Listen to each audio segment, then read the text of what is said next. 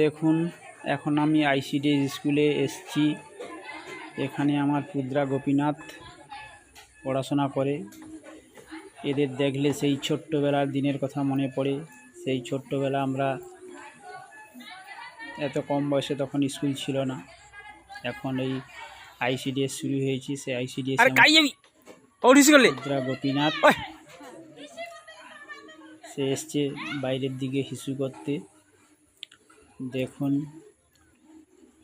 আমাদের বাড়ির পাশেই হচ্ছে আইসিডিএস স্কুল।